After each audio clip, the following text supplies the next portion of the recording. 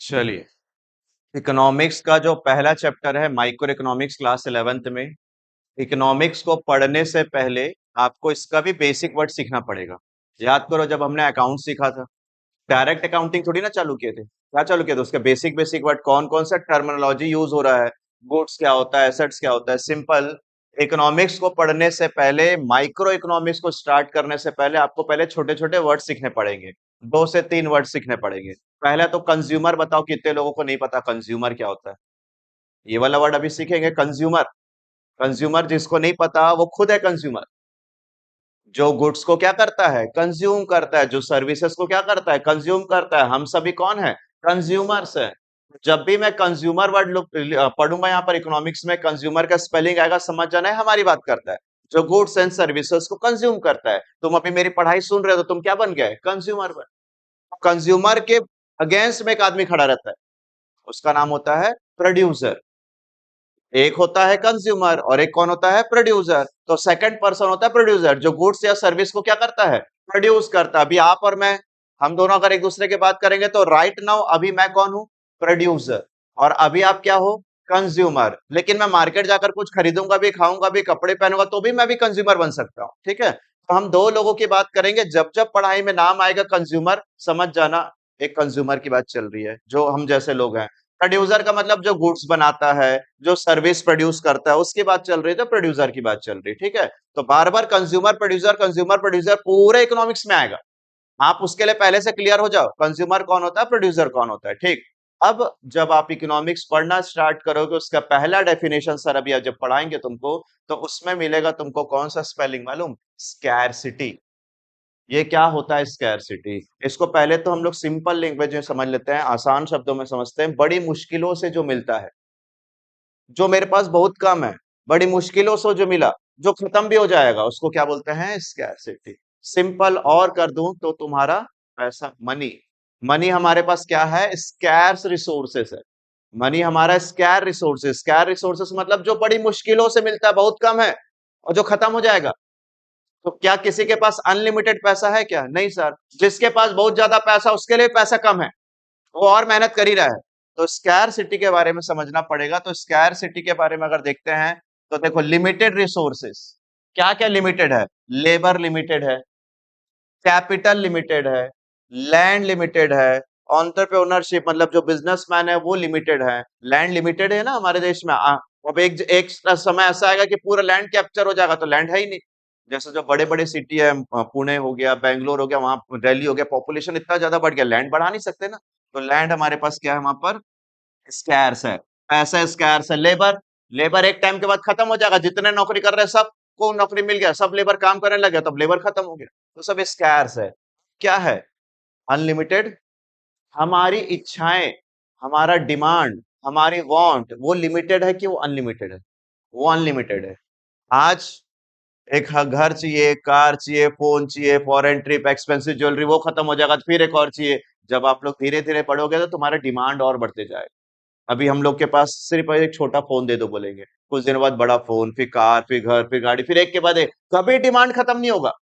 अगर मैं गिनने लग जाऊंगा तो डिमांड का लिस्ट ही खत्म नहीं। हमको इतना सारा सामान चाहिए, तो बताओ जो हमारे वांट्स है, जो हमारे डिमांड है, वो क्या है, अनलिमिटेड। और जो हमारे पास रिसोर्सेज है, जो हमारे पास रिसोर्सेज है, वो क्या है, लिमिटेड है। इन्हीं चीजों से बना हुआ क्या है, स्कैरसिटी। भैया ये जो लिमिटेड चीजें हैं हमारे पास, लिमिटेड चीज, इसी को क्या बोलते हैं, स्कैरसिटी। पढ़ो क्या लिखता है यहाँ पर, स्कैर्स का meaning, it refers to the situation. It, scarcity का मीनिंग पेपर में आएगा तो यही लिखना है, it refers to the situation when what you have, जो तुम्हारे पास है वो क्या है, is less than what you wish to have, जो तुमको चाहिए वो उससे हमारे पास हमेशा कम रहेगा। अच्छा बताओ, जो तुम विश कर रहे हो वो क्या रहेगा, कम रहेगा कि बहुत सारा, मुझे ये चाहिए, ये चाहिए, ये चाहिए। तो जो तुम्हारे पास है वो हमेशा कम चाहिए, कम रहेगा जो तुम्हारा विश है। तो ये डेफिनेशन को ठीक से पढ़ो क्या बोलता है, it refers to the situation when what you have is less than what you wish to have.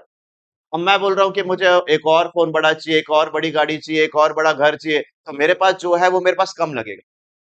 मेरे पास जो, जैसे मैं घर ले चुका हूँ, गाड़ी ले चुका हूँ, मोबाइल ले चुका हूँ, लेकिन वो भी मेरे लिए कम है, क्योंकि मुझे और बड़ा घर चाहिए, और बड़ी गाड़ी चाहिए। तो ये, in other words, scarcity implies a situation when supply of resources, supply of resources, ये supply of resources, supply of resources क्या रहता है?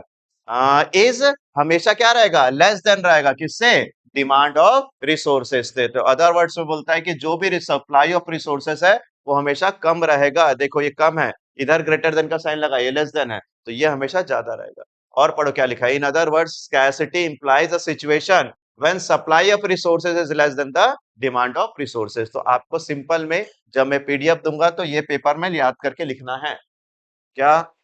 What you have is less than what you wish to have. In other words में लिखा है कि भैया supply of resources हमेशा कम रहेगा, किससे? डिमांड ऑफ रिसोर्सेज से। याद रखोगे क्या है? चलो बताओ, हमारे पास तुम्हारे क्लास में जिसके पास साइकिल है उसको चाहिए गाड़ी, जिसके पास गाड़ी है उसको चाहिए बड़ा गाड़ी, जिसके पास उससे बड़ा गाड़ी है उसको फिर कार चाहिए होगा, जिसके पास कार है उसको महंगा कार चाहिए होगा, जिसके पास महंगा कार है उसको और भी लग्जरी कार चाहिए होगा। तो डिमांड कभी खत्म ही नहीं होगा ना।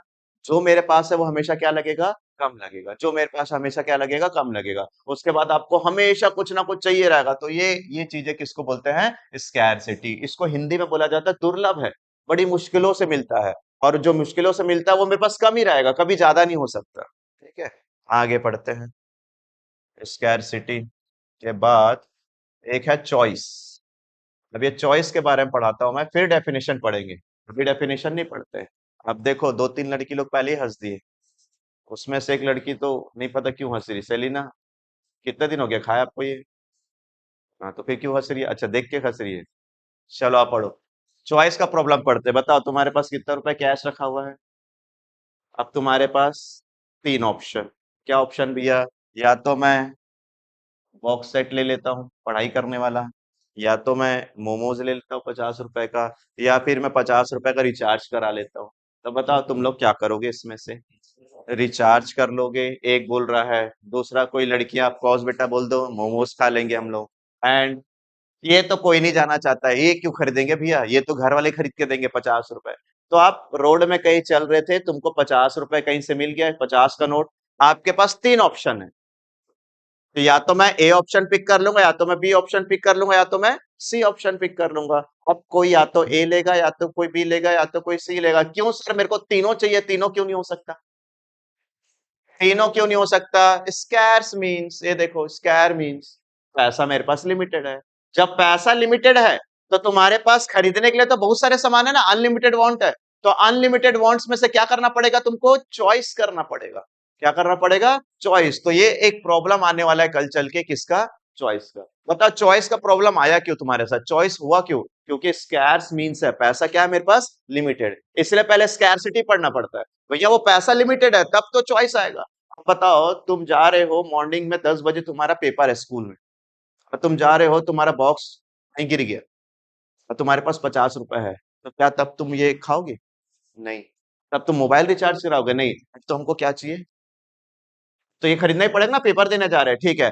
तुम 2 दिनों से भूखे हो, कुछ खाए नहीं हो, अचानक से 50 रुपए मिला, तो फिर पेपर पर याद नहीं आएगा, फिर ये प्रायोरिटी बन जाएगी। राइट। इसके बाद ऐसा है कि तुमको अर्जेंट किसी को फोन करना, बहुत बड़ा अर्जेंट काम फंस गया है, किसी को मेडिकल इमरजेंसी है, तुम्हारे पास 50 रुपए, तो तुमने खाओगे ना पेपर दोगे, पहले रिचार्ज कराऊंगा फिर काम कर लूंगा। तो ये जो चॉइस होता है ना, वो डिपेंड करता है कि हमारा सिचुएशन कैसा बन रहा है। ऐसा नहीं कि हर वक्त मैं मोमोज ही सेलेक्ट कर लूंगा भाई, ऐसा नहीं हो सकता। तो आपको सिचुएशन के हिसाब से अपने चॉइस को क्या करना पड़ेगा? सेलेक्ट करना पड़ेगा। तो ये दो चीजें एक दूसरे से हमेशा इंटर रिलेटेड होंगी। आओ चॉइस के बारे में पढ़ो।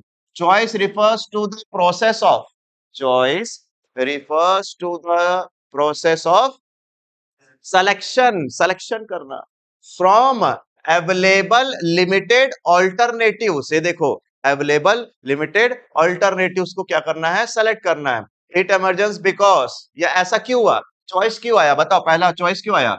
रिसोर्सेज आर क्या है इसके, एंड दूसरा क्या बोलता है? Resources can be allocated two alternative usage. किसी एक में ही जा सकता है, या तो ये, या तो ये, या तो ये। तो तीन बेसिक नाम, दो बेसिक नाम पढ़ा हमने। पहला बेसिक नाम क्या पढ़ा? स्कैरसिटी। सर स्कैरसिटी बहुत अच्छे से मेरे को नहीं बोलने बनता है, तो बड़ी मुश्किलों से मिला। पैसा मेरा स्कैरसिटी है, और स्कैरसिटी है इसीलिए हमारे फैमिली में क्या चल रहा है? चॉइस का प्रॉब्लम। जैसे तुम बोलोगे कि मम्मी पापा इस बार मेरा बर्थडे, मेरे लिए खरीद लो, फिर दूसरे दिन तुम लोग बोले कि नहीं नहीं मुझे ये भी खरीदना है, अब बर्थडे का टाइम है, तो तुम्हारा बर्थडे आ रहा है, उसमें तुम गिफ्ट मांगे और उसी समय तुम्हारे स्कूल का एडमिशन का भी टाइम है। तो क्या लगता है तुम बर्थडे में जो मांग रहे हो मिलेगा तुमको? नहीं मिले। बोले एडमिशन का टाइम है, बुक्स खरीदना है, यूनिफॉर्म खरीदना है, तो अभी नहीं होगा। तो चॉइस देखना पड़ता है। तो तब आपको क्या सेलेक्ट करना है, उसके पीछे का रीजन सिर्फ और सिर्फ कौन होता है जी? क्या है? काश तुम्हारे घर वाले पास अनलिमिटेड पैसा होता, अनलिमिटेड पैसा होता। बोले तो बर्थडे क्या तू सब खरीद ले जो जो तेरे को चाहिए, तो ऐसा हो ही नहीं सकता सर। तो ये 2 पॉइंट आपको पढ़ना रहता है। अब आते हैं हम लोग डेफिनेशन पार्ट में, और डेफिनेशन क्या दिखाता है उसके बारे में सीखते हैं। पहले मुझे डेफिनेशन पढ़ाना था बट मैं डेफिनेशन नहीं पढ़ाया। अब आओ डेफिनेशन पढ़ते हैं, क्या कहता है। अच्छा वैसे 4 नाम मैंने ले लिया ना, एक कंज्यूमर, एक प्रोड्यूसर, एक स्कैरसिटी, एक चॉइस। अब इन्हीं चीजों को मिलाकर बनता है। एक चीज और बता दूं, इसको पढ़ने से पहले, जब हम कंज्यूमर हैं, आप लोग आप लोग कंज्यूमर हो, तो तुम कंज्यूमर को क्या चाहिए? कंज्यूमर को हमेशा चाहिए सेटिस्फेक्शन। याद रखना बेटा, जब थ्योरी लिखोगे ना तो ये सब वर्ड्स तुम्हारे अंदर आना चाहिए। ठीक है, कंज्यूमर को ऑलवेज क्या चाहिए? सेटिस्फेक्शन। तुम यहाँ बैठकर पढ़ रहे हो, क्यों पढ़ रहे हो, क्यों डेली आ रहे हो? क्योंकि तुम सेटिस्फाई हो, अच्छा लगता है सर से पढ़ना, समझ में आ जाता है, करके पढ़ रहे हैं। तो बोलो कंज्यूमर को हमेशा क्या चाहिए? सेटिस्फेक्शन। प्रोड्यूसर, मैं प्रोड्यूसर प्रोड्यूसर को क्या चाहिए? प्रॉफिट चाहिए। प्रोड्यूसर को ऑलवेज क्या चाहिए? प्रॉफिट। मैं तुमको इतना अच्छे से पढ़ाने की कोशिश कर रहा हूँ, क्यों? क्योंकि मुझे पैसा मिलेगा, प्रॉफिट। नहीं तो मैं संडे को क्यों आऊंगा तुमको पढ़ाने के लिए? भैया प्रोड्यूसर का गोल क्या होता है? Maximum profit. बोलो बोलो बोलो, प्रोड्यूसर का गोल क्या होता है? एंड कंज्यूमर का गोल क्या होता है? Maximum satisfaction. इन्हीं चीजों को बनाकर क्या बना दिया गया है? इकोनॉमिक्स बना दिया गया है। आओ पढ़ते क्या है इकोनॉमिक्स के बारे में। Economics is a science. वहीं बैठ जा जहां जगह मिल रहा है, बहुत लेट हो तुम। सारे बच्चों को सुधार देंगे मंडे से। 2 मिनट लेट होगा भगा दूंगा सीधा घर में, पेरेंट्स को फोन करके बोलूंगा मैं। टाइम का होश नहीं रहता है, 10 बजे का क्लास है, 10:30, देखो 10:30 बज रहा है। प्रॉब्लम यही है, प्रॉब्लम जो पढ़ रहे हैं हम लोग, चॉइस। इनके पास क्या चॉइस अलग अलग होगा। सुबह ब्रेकफास्ट जरूरी है, सैटरडे तो गर्ल्स लोग शैम्पू करना जरूरी होता है, आज के दिन अलग ही चलता है। चलो बेटा पढ़ो। Economics is a science of, economics is a science, economics एक साइंस है। क्या चीज का साइंस है? Of human behaviour. अच्छा, हमारे ह्यूमन बिहेवियर का साइंस है। Concentrate with the allocation of, allocation मतलब पैसे को बांटना, एलोकेशन मतलब पैसे को बांटना। तो एलोकेशन ऑफ क्या चीज? Scarce means. Sir scarce means का मतलब मैं यहां पर तुम्हारे लिए लिख लेता हूं, क्या चीज? मनी। तो पढ़ो धीरे धीरे। इकोनॉमिक्स इज अ साइंस, हाँ भैया याद हो गया, economics is a science of किसका? हमारा, हमारा मतलब ह्यूमन, ह्यूमन बिहेवियर। फिर कंसर्न क्या करता है? विद द एलोकेशन, बटेगा। क्या बटेगा? स्कैर्स मीन्स पैसा बटेगा। कहां बटेगा? इन सच अ मैनर, इस तरीके से पैसा को बांटना है कि कंज्यूमर को क्या होना चाहिए? Maximise there satisfaction. प्रोड्यूसर को क्या होना चाहिए? Maximise their profit. And the society को क्या होना चाहिए? Maximise the social welfare. एकदम सिंपल सर। बोलो बोलो, इकोनॉमिक्स क्या है? साइंस। किसका साइंस है? ह्यूमन बिहेवियर का साइंस है। ये क्या करता है? ये क्या करता है? एलोकेशन करता है, पैसा बांटता है। इस तरीके से पैसा को बांटना है, पैसा लिमिटेड है, इस तरीके से पैसा को बांटना है इन सच अ मैनर दैट कि कंज्यूमर को क्या चाहिए? Maximum satisfaction. प्रोड्यूसर को क्या चाहिए? Maximum profit. सोसाइटी को क्या चाहिए? Maximum social welfare. खत्म हो गया आंसर। और एकदम शुरुआती दौर पर एग्जाम में यही आने वाला है। तो देख लो एक बार क्या क्या लिखा हुआ है। इकोनॉमिक्स, पैसा हमारे पास क्या है? स्कैर्स है। प्रोड्यूसर को क्या चाहिए? Maximum profit. कंज्यूमर को क्या चाहिए? Maximum satisfaction. एंड सोसाइटी को क्या चाहिए? Maximum welfare, social welfare. अगर ये 3 चीजों को जोड़कर तुम आंसर बना लोगे तो तुम्हारा पहला आंसर अभी याद हो जाएगा सर। अलग से घर में और रटने की जरूरत नहीं पड़ेगा। जो बैठ के रटते रटते नहीं, दिमाग में बैठ गया। बोलो इकोनॉमिक्स क्या है? साइंस। ओके, साइंस किसका साइंस है? ह्यूमन बिहेवियर का। क्या करना चाहता है वो? एलोकेशन करना चाहता है। किसका? Sir what is scarce means? इसका मींस मतलब पैसा, स्कैर्स मतलब बड़ी मुश्किलों से मिला हुआ पैसा, इसको क्या करना है? बांटना है। इस तरीके से बांटेंगे, इस तरीके से बांटेंगे कि तुमको क्या होना चाहिए? कंज्यूमर को maximum profit, maximum satisfaction. Producer को एंड सोसाइटी को मैक्सिमम सोशल वेलफेयर। वाह। तो ये डेफिनेशन आपको याद कर लेना चाहिए, मैं तुमको दे दूंगा रिटर्न फॉर्म में, पीडीएफ के फॉर्म में, आप इसी को याद कर लेंगे। ठीक है। अब एक बात बताओ, आप ही लोग बताना, लेट आओगे तो कैसे चलेगा, बोलो। आपके फैमिली वालों का, आपके पेरेंट्स का सैलरी कितना हजार है? 50। अब इस 50,000 के सैलरी को पेरेंट्स ना एलोकेट करते हैं, यस और नो? इस महीने की सैलरी आ गया, अब इस महीने की सैलरी को एलोकेट कैसे करेंगे? School fees, tuition fees, ration का, सब्जी का, दूध वाले का, न्यूज़पेपर वाले का, इंटरनेट का, मोबाइल का रिचार्ज, सब एलोकेट कर रहे हैं ना। और ऐसे जगह ही एलोकेट करेंगे जहां से उनको क्या मिलना चाहिए? मैक्सिमम सेटिस्फेक्शन, क्योंकि वी आर कंज्यूमर्स। सुने, अब ऐसे समय में जब ऐसा एलोकेशन होता रहता है ना, राशन के लिए जाएंगे, सब्जी के लिए जाएंगे, वैसे में तुम बोल देना इस महीना ना मुझे कपड़े खरीदना है, मेरा बर्थडे है, ऐसे करके बोल देना। और कपड़े खरीदेंगे या बर्थडे के लिए, पार्टी के लिए पैसा चाहिए, 2000 रुपीज के आसपास चाहिए, तो वो एलोकेशन करेंगे। और अगर एलोकेशन का टाइम में लगेगा कि नहीं, इससे सेटिस्फेक्शन नहीं मिल रहा है, तो ये नहीं मिलने वाला, मना कर देंगे, नहीं अभी इस बार बजट नहीं। तुम बोलोगे कि नहीं, मैं बहुत दिनों से मोबाइल खरीदना है, मैं मोबाइल अच्छा आया ऑनलाइन में, ऑफर मिल रहा है, 20,000 का फोन है, खरीद लो, नहीं खरीदेंगे, क्योंकि उससे उनको शायद अगर सेटिस्फेक्शन मिलेगा तो एलोकेशन होगा, और सेटिस्फेक्शन नहीं मिलेगा तो एलोकेशन नहीं होगा। इस तरीके से एलोकेशन हम घर परिवार वाले करते हैं अपने पैसे को, ताकि हमारे फैमिली वाले को, हम सभी को क्या मिलना चाहिए? Maximum satisfaction. अब बताओ ना, ऐसा चॉइस चल रहा है कि यहाँ पर राशन खरीदना होगा या फिर 20,000 का मोबाइल खरीदना होगा, तो राशन ही नहीं खरीदेंगे, क्योंकि उससे आपको मैक्सिमम सेटिस्फेक्शन मिलता है। तो हमारे घर वाले वैसे बजट बनाते हैं, जब सैलरी आ जाती है या सैलरी आने से पहले, हाँ इस बार इसको इतना देना है, इस बार इसको इतना देना है, कहीं से उधारी लिया उसको वापस करना है, कहीं का ब्याज चुकाना है, ईएमआई बांधना है घर का, गाड़ियों का, तो इस तरीके से एलोकेशन होता है। और एलोकेशन हम इसीलिए कर रहे हैं ना, क्योंकि हमारे मीन्स क्या है? हमारे मीन्स क्या है? स्कैर्स है। मीन्स मतलब पैसा, स्कैर्स है। चलो सर, आप प्रोड्यूसर हो, आप कैसे एलोकेशन करते होगे? मैं तो ऐसा एलोकेशन नहीं करता। मैं क्या करता हूँ, मुझे ना सर्विस, अपना कोचिंग चलाने के लिए मुझे बहुत सारे खर्चे करने पड़ते हैं। बिल्डिंग का किराया देना होगा, वो मेरा खर्चा हो गया। ठीक है, स्टाफ की सैलरी देना हो गया, मटेरियल खरीदना हो गया, कुछ हो गया, इसके बाद इलेक्ट्रिसिटी बिल हो गया। तो मैं भी, जो भी तुम्हारे से क्या मिलता है मुझे, उसका भी सर क्या करते हैं? बैठकर एलोकेशन करते हैं, एलोकेशन करते हैं। और इस तरीके से एलोकेशन करते हैं कि सर को सेटिस्फेक्शन नहीं चाहिए, सर के पास लास्ट में क्या बचना चाहिए? प्रॉफिट बचना चाहिए। अच्छा, अगर मैं देख रहा हूं कि यहाँ पर ना एक मेरा मेरे क्लासरूम है जहां पर कोई क्लास चलती नहीं है, अननेसेसरी मैं रेंट दे रहा हूँ उसका, तो बोलो मेरे को चलाना चाहिए कि बंद कर देना चाहिए? क्योंकि वहां से आपको प्रॉफिट ही नहीं हो रहा है। मेरी एक क्लास है जहां पर गिन के बहुत कम बच्चे आते हैं, वहां पर मैं अपना 1.5 घंटा 2 घंटा देता हूँ और कमाई नहीं हो पा रहा है, तो मुझे वो क्लास चलाना चाहिए कि बंद कर देना चाहिए? तो मैं ऐसे जगह अपना एलोकेशन करूंगा कि मुझे प्रॉफिट क्या हो जाए? मैक्सिमाइजेशन हो जाए। तो इकोनॉमिक्स बहुत सिंपल है। हाँ, हम लोग स्कूल में या फिर कहीं पर इस तरीके से नहीं पढ़ते, थोड़ा डिटेल में। अभी तक तो चैप्टर डन कर देते स्कूल में, 1 से 1.5 घंटे में चैप्टर डन हो गया, खत्म।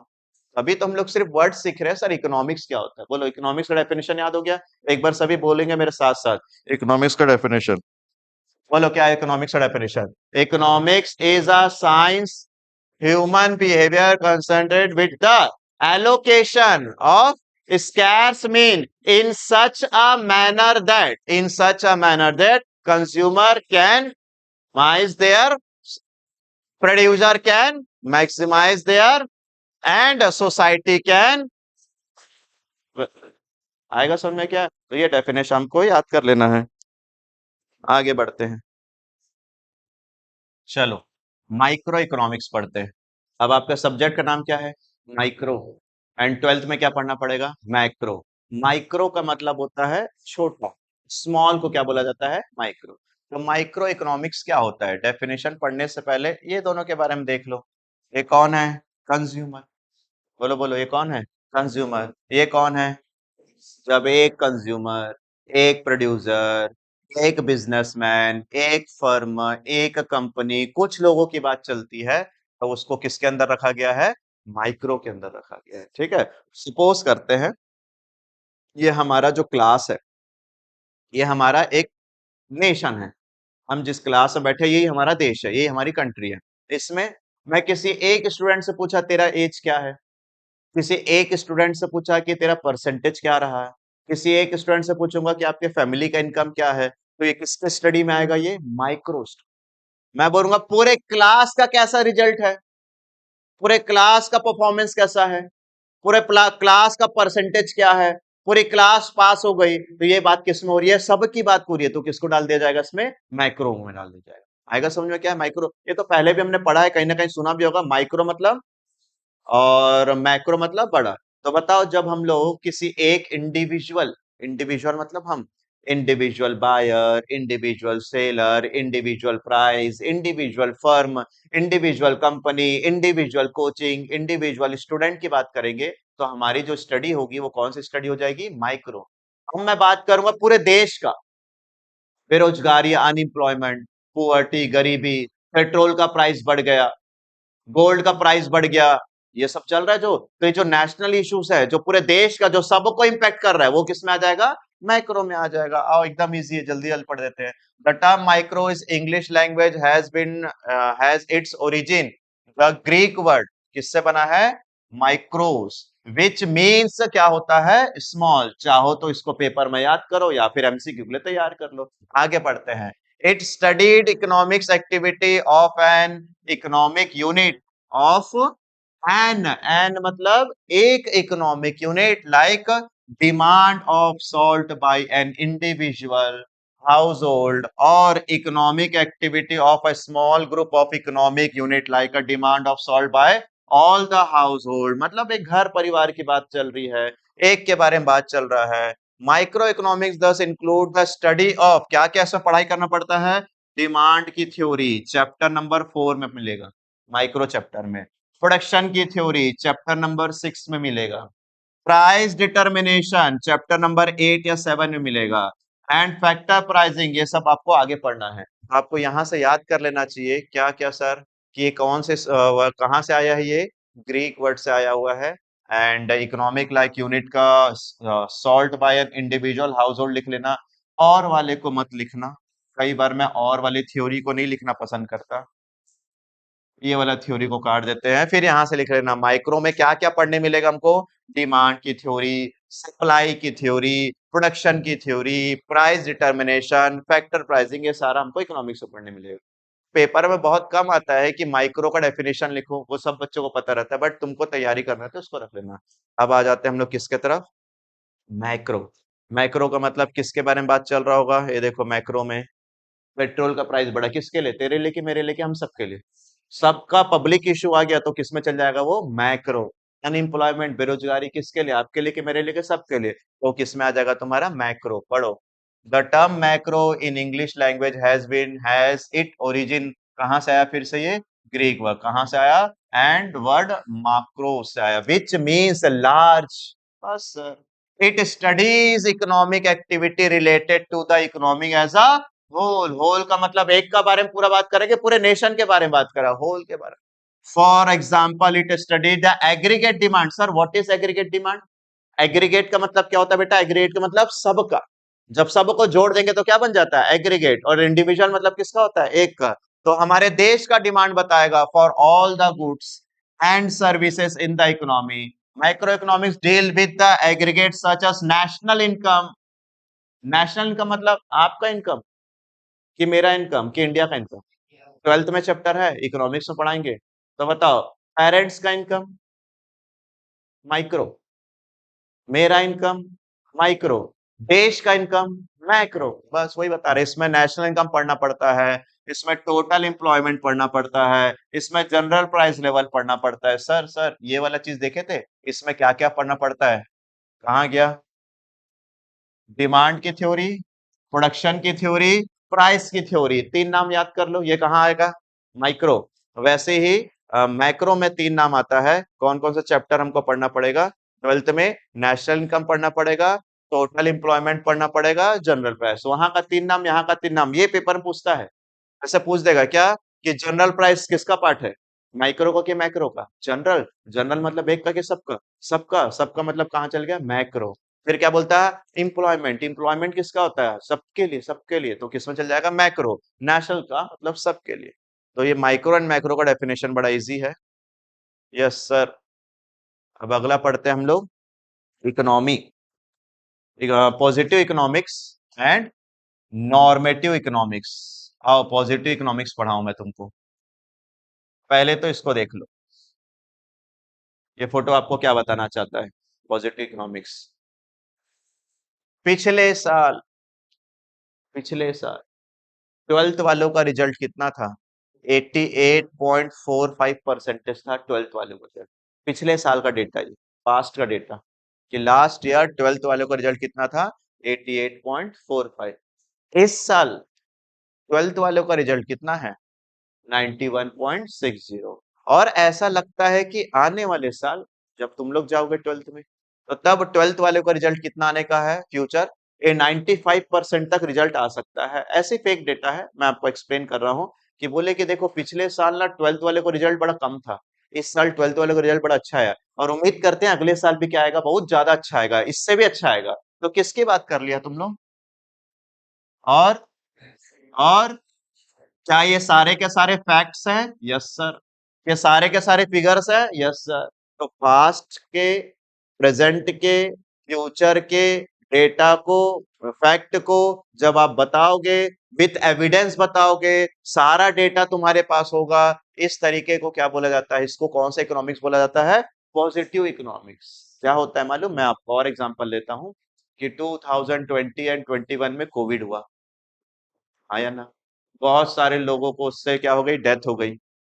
प्रेजेंटली कोविड का केस बहुत कम चल रहा है, कुछ जगह अभी भी कुछ कुछ माइल्ड माइल्ड चल रहा है, लेकिन फ्यूचर में वापस कोविड आ सकता है। या कई लोगों के अंदर अभी भी सिम्टम्स है कोविड का, ये तो चल ही रहा है, जो सडन हार्ट अटैक आ रहा है, शायद उसका भी रीजन कई लोग बोलते हैं उसी वजह से आ रहा है। तो ये फेक बात है क्या? क्या फैक्ट है इसका? हाँ। फिगर्स है इसका? हाँ। सब कुछ डिटेल रखा हुआ? हाँ है। फेक बात तो नहीं चल, एकदम ओरिजिनल बात चल रही है। हाँ ऐसा हुआ था, ये है, और अभी आगे भी ऐसा हो सकता है, फिर कोई पेंडेमिक आ सकता है आगे चल के। तो ये जो बात चलती है ना, हमारे बीच में जो बातें चल रही है, वो किसकी बात चल रही है? पॉजिटिव इकोनॉमिक्स की। पॉजिटिव का मतलब अच्छा मत सोचना, पॉजिटिव का मतलब होता है past, present and future, fact and figures, सारे डेटा होना चाहिए। कोई ऐसा मन मर्जी बात नहीं चल रही है, उसको क्या बोला जाता है? Positive economics. आप पढ़ो क्या लिखता है? Positive economics deal with the Positive economics deal with the economic issues और इकोनॉमिक बिहेवियर। इकोनॉमिक इशू और इकोनॉमिक बिहेवियर में डील करता है। कैसा बिहेवियर होना चाहिए? Related to past. और it deal with economic situation which can be studied by using the, मतलब तुम लोग ना कुछ पढ़ाई कर रहे हो जिसमें फैक्ट भी है, फिगर भी है, पास्ट भी है, प्रेजेंट भी है, आगे चल के ये होने वाला है। तो ऐसे स्टडी को क्या बोला जाता है? चलो जल्दी से बताना। मैंने ना पिछले साल 20 लाख कमाया, इस साल मुझे लग रहा है कि मेरा इनकम ना 25 लाख हो सकता है। इस साल 25, पिछले साल 20 लाख था, इस साल 25 लाख है। आने वाले साल में 30 से 40 लाख रुपए कमाऊंगा। तो जब तुम मेरी स्टडी कर रहे रहोगे, बैलेंस शीट देखोगे, जनरल एंट्री देखोगे, ट्रायल बैलेंस देखोगे, सब कुछ देख रहे हो, तो जो तुम स्टडी कर रहे हो ना, जो तुम स्टडी कर रहे हो वो कौन सा? चलो चलो चलो और बताता हूँ। जब आप क्रिकेट देखते हो ना, तो क्रिकेट देखते हो तो देखना उसका पास्ट रिकॉर्ड दिखाता है कि भैया इसका एवरेज रन कितना था, इसका इकोनॉमिक कितना था, पहले इसने क्या क्या स्कोर किया, इस मैच में भी बहुत अच्छा खेला, लगता है ये प्लेयर आगे चल के बहुत बड़ा प्लेयर बनेगा। फैक्ट फिगर है, सारा स्टडी कर रहा है, तो उसके पीछे जो स्टडी कर रहा है उसके बारे में पूरा एवरेज निकाल रहा है, उसका रन जमा कर रहा है, फिर पता कर रहा है क्या है, इसका स्टडी कर रहा है। तो ये जो बिहेवियर का स्टडी हो रहा है, ये बिहेवियर का स्टडी को क्या बोला जाता है? थोड़ी देर में बहुत अच्छे समझ में आ जाएगा जब मैं नेगेटिव नॉर्मेटिव सिखाऊंगा। अब नॉर्मेटिव पढ़ोगे तो बोलोगे हाँ सर समझ में आ गया। क्या? एक बार फिर पढ़ते डेफिनेशन, आओ क्या लिखता है? पॉजिटिव इकोनॉमिक डील्स करता है, किसमें डील करता है? With the economic issue. With the economic issue. और को मत पढ़ना, मेरा आदत है कई बार मैं और को छोड़ देता हूं। Economic issue related to, economic issue related to past, फिर प्रेजेंट और फ्यूचर। हाँ यहाँ पर इकोनॉमिक इशू बोला तो सर अपने एग्जांपल में कई बार नॉन मॉनेटरी भी बात कर ले रहे थे, बट हाँ इकोनॉमिक इशू मतलब पैसा का इशू होना चाहिए। उसमें क्या क्या होना चाहिए? पास्ट का, प्रेजेंट का और किसका? Future. It deals such a economic situation which can be studied by, क्या क्या यूज कैसे कैसे करेंगे? स्टडी, फैक्ट भी होना चाहिए, फिगर। तो भैया सीधी सी बात है, इकोनॉमिक इशू पर डील करना। कौन कौन सा इकोनॉमिक इशू जो कहां से रिलेटेड होगा? Past, present, future. और जब तुम स्टडी कर रहे रहोगे तो तुम्हारे पास क्या क्या होना चाहिए? अब धीरे से जाते हैं हम लोग किसके पास? पॉजिटिव का, इसको बाद में पढ़ेंगे। इसको पढ़ते हैं। कौन सा? नॉर्मेटिव इकोनॉमी है। पॉजिटिव सीखना है तो नॉर्मेटिव जल्दी से समझ जाएंगे, ये समझेंगे तो बहुत ज्यादा समझ में आएगा। ये देखो, देखिए हो कभी टीवी में, न्यूज में बैठे रहते हैं, एक बैठे रहते हैं, फिर 4 8 10 लोग झगड़ा करते रहते हैं, ये होना चाहिए, ये होना चाहिए, ये होना चाहिए, हमारे देश में ये होना चाहिए, होना चाहिए, ऑट टू बी, ये होना चाहिए, शुड बी, ऐसा होना चाहिए, ऐसा होना चाहिए, बात करते रहते हैं। इनके बातों का कोई रेलेवेंस है? ये बैठकर सिर्फ अपना अपना क्या देते हैं, अपना अपना क्या देते हैं, ओपिनियन। बोलो, अपना अपना क्या देते हैं? और इनके ओपिनियन को क्या लगता है सरकार सुनेगा? हम सुन रहे हैं इनके ओपिनियन को? नहीं, हम लोग पास न्यूज में चल रहा है, और जो आपस में डिबेट चल रहा है अपना अपना ओपिनियन देते हैं, जिसका पास्ट से, प्रेजेंट से, फ्यूचर से कोई रिलेशन, कोई फैक्ट एंड फिगर्स नहीं है। कई लोग आते हैं इसमें न्यूज चैनल में बैठा दे, कुछ भी बोल रहे रहते हैं, कुछ भी बोल रहे रहते हैं, कोई सेंस नहीं रहता। हाँ, कुछ अच्छे रहते हैं जो एकदम फैक्ट एंड फिगर की बात करते हैं। इसलिए आजकल की जनरेशन यूट्यूब वाले यूट्यूबर का न्यूज ज्यादा देखना पसंद करते हैं इंस्टेड ऑफ चैनल वाले लोग का। तुम लोग का जो जनरेशन है, तुम लोग आजकल कहाँ न्यूज देखते हो? नहीं देखते हो। तुमको खबर कहाँ से मिल जाता है? रील से मिल जाता है, क्योंकि लोग फैक्ट एंड फिगर्स की बात करते हैं। तो जो fact and figure past present की बात करता है, वो किससे बात चल जाता है? पॉजिटिव। और जो लोग बैठकर हमारे हिसाब से देश में ये होना चाहिए, कई लोग बोलेंगे मोदी को देश छोड़ देना चाहिए, ऐसे से बात करते रहते। तो ये प्रैक्टिकल हो सकता है कि ऐसा नहीं हो सकता? जो अपना ओपिनियन देते हैं बेटा, उसको क्या बोला जाता है? उसको क्या बोला जाता है? Normative economics. जो अपना ओपिनियन देता है। तो पढ़ो क्या लिखता है। Normative economics is the economics of what ought to be, क्या होना चाहिए। इट डील विथ, किसमें डील करता है? Opinion of the economics related to the economic issue. अच्छा, इकोनॉमिक्स लोग बैठना चाहिए, ये तो इकोनॉमिक्स नहीं है, ये तो एग्जांपल था। इकोनॉमिक्स बैठा हो और वो क्या कर रहा होगा? इकोनॉमिक इशू में बात कर रहा होगा, अपना ओपिनियन दे रहा होगा, और इकोनॉमिक प्रॉब्लम्स में बात कर रहा होगा। डिफरेंट इकोनॉमिक्स में ऑफर डिफरेंट ओपिनियन, हर एक आदमी अपना अपना ओपिनियन देता है with solution of the economic problem. Opinion involve with the value judgement. अब बताओ, पॉजिटिव और नॉर्मेटिव के मतलब में समझ में आया क्या बोलना चाह रहा था? पॉजिटिव में क्या रहता है? पास्ट का डेटा, प्रेजेंट का डेटा, फैक्ट भी है, फिगर भी है, उसमें अगर अपन डील कर रहे हैं, उसमें अपन डिस्कशन कर रहे हैं, तो किससे बन जाएगा? पॉजिटिव। लेकिन तुम बात कर रहे हो किसके बारे में? ओपिनियन। अपना अपना जजमेंट देना, अपना अपने बारे में बताना कि मेरे हिसाब से ये होना चाहिए, हमें ये करना चाहिए, हमें ये करना चाहिए, हमें ऐसा करना चाहिए। अगर ऐसी बात चल रही है तो वो क्या बन जाता है? नॉर्मेटिव। तो कई बार क्या होता है, जब हमारे इकोनॉमिक में कोई प्रॉब्लम आता है ना, तो कुछ पैनल बैठती है और वो लोग अपना डिस्कशन करते रहते हैं कि हमारे हिसाब से ऐसा होना चाहिए, ऐसा होना चाहिए, ये करना चाहिए, ये करना चाहिए, लाइक ऐसा करते रहना चाहिए। ये सिर्फ बातें करते हैं, तो इसको किस में डाल दिया गया है? नॉर्मेटिव में। याद कर लोगे इसको, पॉजिटिव और नॉर्मेटिव में। ठीक है। तो जो क्रिकेट का जो एनालाइज दिखाता है, वो किस में आ जाएगा तुम्हारा? पॉजिटिव में आ जाएगा। ठीक है। जैसे किसी कंपनी के बारे में हम जाएंगे, उस कंपनी का पास्ट देखेंगे, प्रेजेंट देखेंगे, उसका सब कुछ डेटा उटा पता करेंगे, तो पॉजिटिव में आएगा। आओ पॉजिटिव में और कुछ पढ़ते हैं। Characteristics of the positive statement, क्या लिखा हुआ है? हाँ, यस। अब पॉजिटिव के बारे में हम थोड़ा सा कैरेक्टरिस्टिक्स पढ़ते हैं, पॉजिटिव के बारे में क्या है। आप ही बताओ बेटा, पॉजिटिव इकोनॉमिक्स में क्या कैरेक्टरिस्टिक्स होना चाहिए? सबसे पहले क्या होना चाहिए? पास्ट, फिगर, फैक्ट, ये सारा है ना। आओ पॉजिटिव के बारे में चेक करो क्या लिखता है। दिस स्टेटमेंट हाईलाइटेड या highlight the nature and event of economic problem और analyse the economic behaviour of the people related to, किसका बोलो? भैया यही तो फीचर है। फीचर का क्या मतलब सिखाया था मैंने? उसके बारे में बताओ। तो पॉजिटिव जब तुम लोग सीख गया तो उसके बारे में बताना था। तो ये प्रॉब्लम्स के बारे में, इश्यूज के बारे में डिस्कशन करेगा, जो किससे रिलेट करता है? पास्ट से, प्रेजेंट से और फ्यूचर से। अगला, the statement are based on, फिर किस में बेस्ड है वो? तो वही बता रहा हूं सर, अगर आप किसको अच्छा से सीख जाते हो, किसको अच्छा से सीख जाते हो? डेफिनेशन। इस डेफिनेशन के अंदर से ही आपको क्या क्या मिलने लग जाएगा? फीचर्स। डेफिनेशन में क्या क्या मिला था तुमको? दिख रहा है ये सारा? डेफिनेशन में तुमको ये दिख रहा था? मिल गया दो कैरेक्टरिस्टिक, दो भी लिख दो तो भी काफी है। ठीक है। और इसमें क्या लिखा है मैंने आप लोगों के लिए? The statement are verifiable, verifiable, verifiable of truth, fact and figure. अब बताओ, ये जो डेटा है ये वेरीफाइबल होता है कि नहीं होता है? वेरीफाई कर सकते कि नहीं कर सकते? जैसे मैं बता रहा हूँ, विराट कोहली ने अभी तक इतना सेंचुरी कर दिया, तो क्या वेरीफाई कर सकते हैं कि नहीं? हाँ। फैक्ट एंड फिगर्स है कि नहीं है? पास से भी रिलेटेड है, प्रेजेंट से भी, तो वेरीफाई हो सकता है ये। And this statement do not reflect any value judgement और ओपिनियन। और बोलो इसमें क्या नहीं होता है सर? ओपिनियन नहीं होता। तो आप बताओ जल्दी से, ओपिनियन किसमें होता है? नॉर्मेटिव में। तो 4 पॉइंट मिल गया, बड़ा इजी सा है। ये पीडीएफ दूंगा तो यहीं से याद कर लेना तुम। अब इसके बारे में बताओ, इसमें क्या क्या फीचर्स हो सकते हैं? This statement involve value. Sir ये वैल्यू जजमेंट क्या होता है? फोटो दिखाते क्या तुमको? जो बैठकर से बात करते रहते हैं, वैल्यू जज करते रहते हैं। तो वैल्यू जजमेंट को किस में रखा गया है? नॉर्मेटिव में। फोकस करो बोर्ड में। दिस स्टेटमेंट लीड टू क्या चीज है? डिबेट्स करते रहते हैं, कॉन्ट्रोवर्शियल चलता है, डिबेट करते हैं। वो न्यूज चैनल का जो फोटो दिखा था उसमें सिर्फ क्या चलता है? डिबेट नहीं, एज पर माई ओपिनियन। लोग बोलते हैं ना as per my opinion, bar bar as per my opinion, तो डिबेट में आएगा। This statement indicate the opinion and therefore not verify. अच्छा भाई, एज पर योर ओपिनियन तो मैं उसको वेरीफाई कैसे कर दूंगा? मेरे अंदर घुस के तो वेरीफाई नहीं कर सकता कोई, तो सर ये वेरीफाई नहीं हो सकता।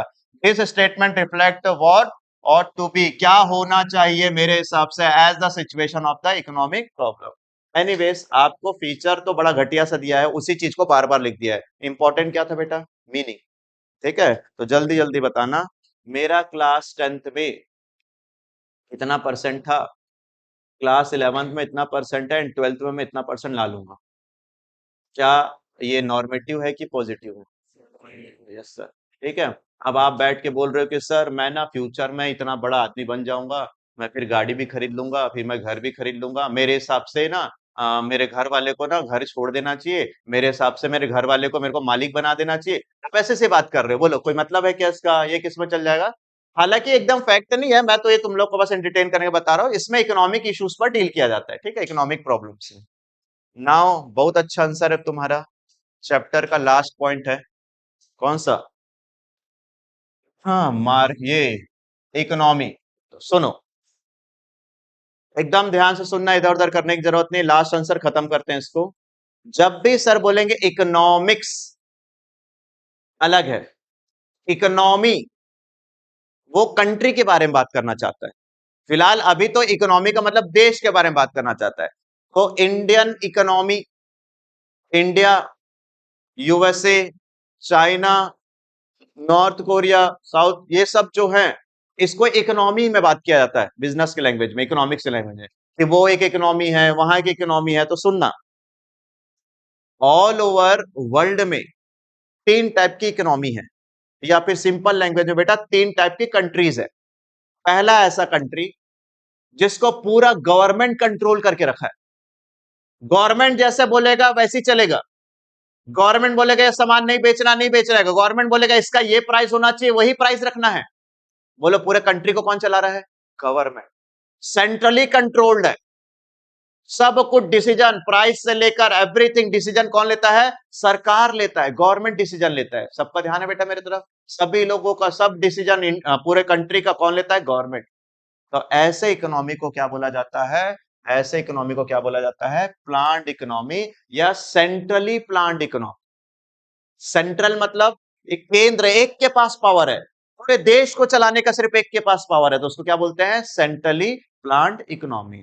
फिर वहीं कुछ एक ऐसी कंट्री होती है जो छोड़ देती है, जिसको जिस प्राइस में डील करना उस प्राइस में डील करो, जिसको जो सामान बेचना वो सामान बेचो, कोई कंट्रोल नहीं है गवर्नमेंट का। आप अपने हिसाब से प्राइस डिसाइड कर लो, कस्टमर से बात करो, अपना डिसाइड करो, फ्री कर दिया, जैसे बिजनेस करना वैसे बिजनेस करो, मेरा कोई कंट्रोल नहीं है। तो उसको कौन सी इकोनॉमी बोलेंगे हम लोग? Market economy. मार्केट इकोनॉमी कोई और कौन सी इकोनॉमी बोला जाता है? Free economy. छोड़ दिया है। एक और इकोनॉमी होता है, कुछ चीजों में गवर्नमेंट का इंटरफेरेंस है, कुछ चीजों में गवर्नमेंट का इंटरफेरेंस है, और कुछ चीजों में किसका है? मार्केट का है। तो जब ये दोनों पॉइंट मिल जाता है तो कौन सा बन जाता है? Mixed economy. अब आपको जल्दी जल्दी ये अच्छा सा सोचना पड़ेगा कि हमारा कंट्री इंडिया किस में आएगा। पूरा मोदी सरकार कंट्रोल करके रखा है, या पूरा का पूरा हम लोग बिजनेसमैन लोग कंट्रोल करके रखे हैं, कि हमारे यहाँ मिक्स चलता है? यस सर, हम लोग कौन सी इकोनॉमी में आते हैं? मिक्स। बहुत सारे चीजें ऐसे हैं, एलपीजी गैस हो गया, पेट्रोलियम हो गया, गोल्ड हो गया, ये सारा चीज को कंट्रोल कौन करके रखा है? गवर्नमेंट। और कपड़ा हो गया, ट्यूशन फीस हो गया, फूड आइटम हो गया, ये तो हम लोग आपस में डिसाइड कर देते हैं, तो हम लोग उसमें क्या हो गया? फ्री हो गया। तो हमारे कंट्री में क्या चलता है भैया? यूएसए, अमेरिका, ये सारे जगह पर छोड़ दिया है। प्लान नहीं, गवर्नमेंट छोड़ दिया, करो जिसको जैसे डील लो, इस पे कैपिटलिज्म है, पैसा बहुत है, कौन सी इकोनॉमी चलता है? आप वही बात करते हैं हम लोग साउथ कोरिया या चाइना, जहां पर बहुत डिक्टेटरशिप है, पूरा देश को कंट्रोल करके रखा है, कुछ होगा ही नहीं, बाहर जाने नहीं मिलेगा, बाहर का ऐप यूज करना नहीं है। चाइना वाले, हम लोग चाइना का ऐप यूज करते हैं, वो बाहर का ऐप कहाँ यूज करते हैं? तो वहां पर क्या चलता है बेटा, बोलो? Planned economy. प्लान्ड का पूरा नाम centrally planned economy, centrally planned economy. ठीक है, आओ धीरे धीरे पढ़ते हैं, आप लोगों को कितना समझ में आएगा देखते हैं। रेडी सभी? कुछ लड़के इधर उधर कर रहे हैं भाई, मत करो, फोकस करो बोर्ड में। Yes. Feature, control of resources. चीजों का रिसोर्सेस क्या है? Market economy. मार्केट इकोनॉमी मतलब कंट्रोल है कि फ्री है? हाँ। Private individual and businessman. बोलो इंडिया को, उसके, सॉरी इंडिया नहीं, उस कंट्री को कौन कंट्रोल कर रहा है? वहां के रिसोर्सेज को कौन कंट्रोल कर रहा है? प्राइवेट इंडिविजुअल एंड बिजनेसमैन को छोड़ दिए, तुमको जैसे हम चलाना है वैसे चलाओ। अब इसमें आ जाओ, कौन चला रहा होगा? The government own and control the resources. वहां के रिसोर्सेज में कंट्रोल है सरकार का, कि भैया पूरा सरकार चलाएगा। और इसमें तुम ही बता दो कौन चलाएगा, बिजनेसमैन चलाएगा कि गवर्नमेंट चलाएगा कि दोनों चलाएगा? तो बोथ प्राइवेट एंड गवर्नमेंट का कंट्रोल। किसमें कंट्रोल की बात कर रहे हो? Resources. Sir what is resources? अब छत्तीसगढ़ का रिसोर्सेज अलग समझ लो, हमारे देश का रिसोर्सेज अलग है, इंडिया में अलग अलग चीजें निकलती है, उसमें कंट्रोल किसका? पूरा बिजनेसमैन का। सब बिजनेसमैन, जो भी हमारे कंट्री का रिसोर्स है सब बिजनेसमैन का है, तो वो चल जाएगा तुम्हारा मार्केट। सेकंड पढ़ो क्या लिखता है। Decision making. आप बताओ डिसीजन मेकिंग कौन कर रहा होगा? मार्केट फ्री वाले में, यूएसए वाले में कौन डिसीजन मेकिंग कर रहा होगा? Driven by the supply and demand, individual choice. आप सप्लाई करो, मैं डिमांड करता हूं, मैं सप्लाई करता हूं, आप डिमांड करते हो, आपस में डिसाइड कर लेंगे, हम लोग आपस में डिसाइड कर लेंगे। यहां पर कौन करेगा? बोलो डिसीजन कौन लेगा यहाँ पर? और यहाँ पर डिसीजन कौन लेगा? गवर्नमेंट रेगुलेटेड की एरिया। सरकार कुछ चीजों में डिसीजन लेता है और बाकी चीजों का हमारे पर छोड़ देता है। बोलो हमारे इंडिया में किस कौन कौन से चीजों पर गवर्नमेंट डिसीजन लेता है? पेट्रोल, गोल्ड, सिल्वर हो गया, एलपीजी गैस हो गया, ऐसे कुछ कुछ चीजें जिसमें कंट्रोल, शराब लीकर, इसमें कंट्रोल क्या करा है अपना? की एरिया में सरकार रख लिया, बाकी चीजों को छोड़ दिया है। आओ पढ़ो अगला क्या लिखता है। Price determination. बोलो मार्केट चल रहा है, जहां पर सरकार का कोई नहीं, तो अपन प्राइस कैसे डिसाइड करेंगे? आप आओगे बोलोगे सर 11 का फीस कितना है, मैं बोला 15,000 रुपए, तुम बोले सर कुछ तो कम कर दो ना, चलो 14,000 पढ़ लेते हैं, हमारे बीच में डील हो गया, तो हमने आपस में डिसाइड कर लिया, forces of demand and supply. ठीक है, लेकिन अगर हमारे देश में पूरा का पूरा कंट्रोल किसका होता है? गवर्नमेंट का। गवर्नमेंट से नोटिस आ जाता है कि कोचिंग वाले लोग इतना ही फीस लेंगे, तो ना तुम बार्गेनिंग कर सकते ना मैं बार्गेनिंग कर सकता, वो किस में आ जाएगा? और मार्केट वाले में तो मिक्स चलेगा दोनों का। तो पढ़ो price determination. Price are set by the, किससे प्राइस सेट होता है? लाइक किससे? Demand and supply. तुम्हारे तरफ से क्या आएगा? डिमांड। सर के तरफ से क्या आएगा? सप्लाई। हम लोग आपस में डील कर लेंगे एक बात पर, वो चल जाएगा, बार्गेनिंग करना बोलते हैं। यहाँ पर प्राइस कौन सेट करता है भाई? यहाँ पर क्या होता है? Price are influenced by the both, market से भी होगा, गवर्नमेंट से भी होगा। और एक बात बताओ, हमारे देश में कुछ चीजें ऐसी है जिसका ना गवर्नमेंट डिसाइड कर देता है प्राइस, उसके आसपास हम लोग डील करते हैं।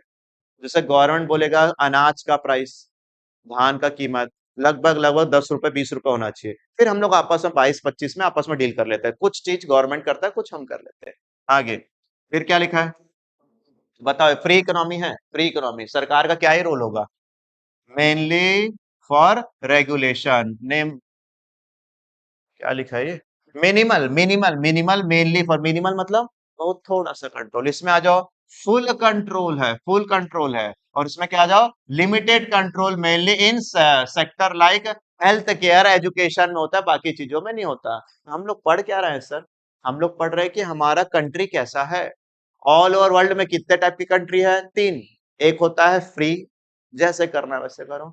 एक होता है क्या? कंट्रोल, मैं जैसे बोल रहा वैसे ही करो। और एक होता है क्या? मिक्स्ड, भैया फ्री वाले लोगों का और कंट्रोल वालों का मिक्स है, कुछ चीजों में सरकार है, कुछ चीजों में हमको छोड़ दिया गया है।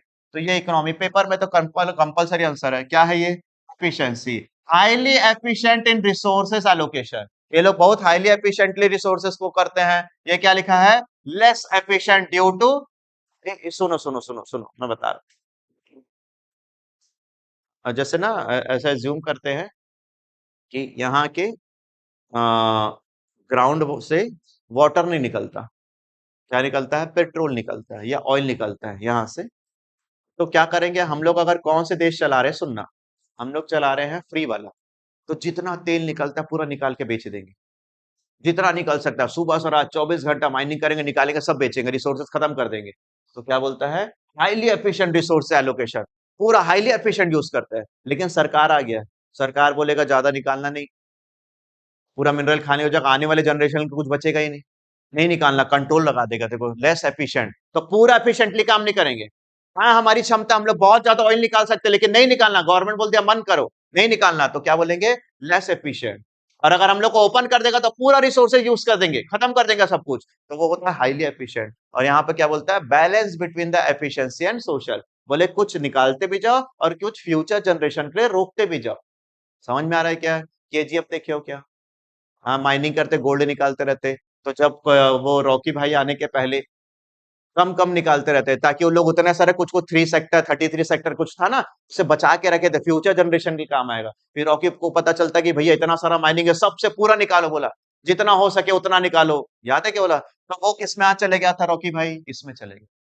और पहले क्या चल रहा था रॉकी आने के पहले, यहाँ चल, ऐसा था, मिक्स चलाना था। समझ पा रहे हो क्या बोल रहा हूँ? आगे फिर क्या बोलता है, income distribution often unequal with the wide income gap and equal distribution with the lower overall wealth, the varies of the typical more। क्या होता है यहाँ पर, जो अमीर है उसको ही पूरा रिसोर्सेस निकाल रहा है, पूरा पैसा कमा रहा है, सब कुछ उसी के पास है। Often unequal with a wide income gap, क्या होता है जब आप प्राइवेट वाले हो ना, हमारे देश को अगर प्राइवेटाइजेशन कर देगा, ये सुन रहे हो क्या, प्राइवेटाइजेशन हमारे देश में हो रहा है। हाँ सब चीजों को सरकार बेच रही है, तो हम धीरे धीरे कौन सा साइड में जा रहे हैं मालूम, हम धीरे धीरे इस तरफ पे जा रहे हैं। और धीरे धीरे जब इस तरफ चले जाएंगे ना, सब कुछ दो तीन लोग खरीद लेंगे, नाम भी पता है ना। हाँ अगर सब चीज दो तीन लोग खरीद लेंगे तो हम लोगों के पास कुछ नहीं बचेगा। तो हम लोग कौन से किस में चल जाएंगे मालूम, ये वाले में चल जाएंगे। किस में चल जाएंगे, हमारे को कुछ नहीं मिलेगा। जो बड़े बड़े कैपिटलिज्म बैठे हुए ना, जो बड़े बड़े बिजनेसमैन हैं, जो हमारे देश को कंट्रोल कर सकते हैं, वो लोग पूरा का पूरा पैसा रख लेंगे। तो यहाँ पर क्या बोलता है, इक्वल डिस्ट्रीब्यूशन। सरकार तब आती है जब सबको बराबर चाहिए, तू गरीब है तू अमीर है सबको बराबर दूंगा मैं, तो उसको क्या बोलते हैं, इक्वल डिस्ट्रीब्यूशन। और ये वाले जगह पर क्या होता है, it varies and is typically more equal than the market, मतलब कुछ वेरी है, कुछ जगह पर ज्यादा जाएगा, कुछ जगह पर कम जाएगा। तो बताओ हमारा देश इसी में आ रहा है ना सर, हम लोग इसी में आ रहे हैं ना। हमारे देश को कौन कंट्रोल कर रहा है, ये और ये दोनों मिलकर कंट्रोल कर रहे हैं ना, ठीक है। हमारे देश को रेगुलेट भी यही करता है, गवर्नमेंट कुछ चीजों में है, कुछ चीजों को फ्री कर दिया है। हमारे कंट्री में price are influenced by the board, सरकार भी इन्फ्लुएंस करता है और हम भी इन्फ्लुएंस करते हैं। फिर हमारे पास लिमिटेड कंट्रोल है, पूरा कंट्रोल नहीं है, कुछ चीजें सरकार का कंट्रोल में, कुछ हमारे कंट्रोल में है। और बैलेंस एफिशिएंसी होता है, ना ज्यादा निकाल सकता हूँ ना कम निकाल सकता हूँ। और बोलता है कि भैया पूरा अडानी और रिलायंस वाले को नहीं दे सकते, कुछ उनके पास भी रहेगा, कुछ हमारे आम जनता के पास में भी रहना चाहिए। अगर पूरा रिलायंस और अडानी वाले को बेच देंगे तो हम लोग किस में चल जाएंगे, तो पूरा का पूरा पैसा वही खाएंगे। अब पूरा हमारे पास रहेगा तो कंट्री का ग्रोथ नहीं होगा, इसलिए दोनों चल रहा है। क्यों लोग अगेंस्ट है अभी चीजों के, ये गवर्नमेंट सबको ये बेच दे रहा है, सरकार सबको वो बेच दे रहा है, क्योंकि हम धीरे धीरे किस तरफ चले जा रहे हैं मालूम, किस तरफ जा रहे हैं। और जब इस तरफ चले जाएंगे ना तो इक्वल डिस्ट्रीब्यूशन नहीं होगा, गरीब और गरीब गरीब होते जाएगा और अमीर होते जाएगा, तो इक्वल डिस्ट्रीब्यूशन नहीं होगा। तो ओवरऑल हमारे कंट्री में, सॉरी ओवरऑल वर्ल्ड में कितने टाइप की इकोनॉमी चलती है, 3 टाइप की इकोनॉमी चलती है। पेपर में सर आने का पूरा फुल्ली चांस है। इसका पहला नाम बता दो, क्या नाम है इसका, मार्केट का। एक और नाम बताओ, फ्री इकोनॉमी, जिसमें सरकार क्या कर दिया, फ्री, तेरे को जिससे बेचना है, जिससे खरीदना है, जितना रिसोर्सेस निकालना है, जैसे डील करना है वैसे कर दो। दूसरा इकोनॉमी कौन सा होता है सर, प्लांट। प्लांट का पूरा नाम बताओ बेटा, क्या होता है, सेंट्रली प्लांट। सेंट्रली प्लांट का मतलब कंट्रोल होना चाहिए एक का। एंड लास्ट वन क्या है, मिक्स्ड, जो हम इसमें आते हैं। तुम शायद बुक में पढ़ोगे तो इसमें एग्जांपल में नाम भी लिखा होगा कुछ कुछ कंट्री का, तुम्हारे बुक में होगा, देख तो बुक में दिया है क्या कंट्री का नेम। ठीक है कोई बात नहीं, आओ एक हल्का सा रिवीजन करें। आज हमने मॉर्निंग 10 AM से लेकर 11 AM तक की क्या क्या तैयारी कर ली। एक दिन का चैप्टर था, बोला भी था। जितने लोगों को डर लगता है कि इकोनॉमिक्स इतना सारा सर कब पढ़ेंगे कब होगा, एक एक दिन में चैप्टर खत्म होता है। अकाउंट्स में टाइम लगता है ना, प्रैक्टिस कराओ, देन मैं बनाऊंगा, फिर तुम देख के बनाओगे, फिर सेल्फ बनाओगे, अकाउंट्स में टाइम लगता है। इकोनॉमिक्स तो देखो, इकोनॉमिक्स का डेफिनेशन याद हो गया, बोलो क्या क्या था सबसे पहले। Economic is the science of human behaviour concern with the allocation of in such a manner that consumer can maximize their satisfaction, producer can maximize their profit, and society can maximize their, कुछ हो या ना हो आज तो ये definition याद ही हो गया सर यहाँ से, ठीक है। ये उसका प्रेजेंटेशन था। फिर किसके बारे में पढ़े हमने? स्कैरसिटी। स्कैरसिटी का मतलब होता है व्हाट यू हैव, जो तुम्हारे पास है वो क्या है? कम है।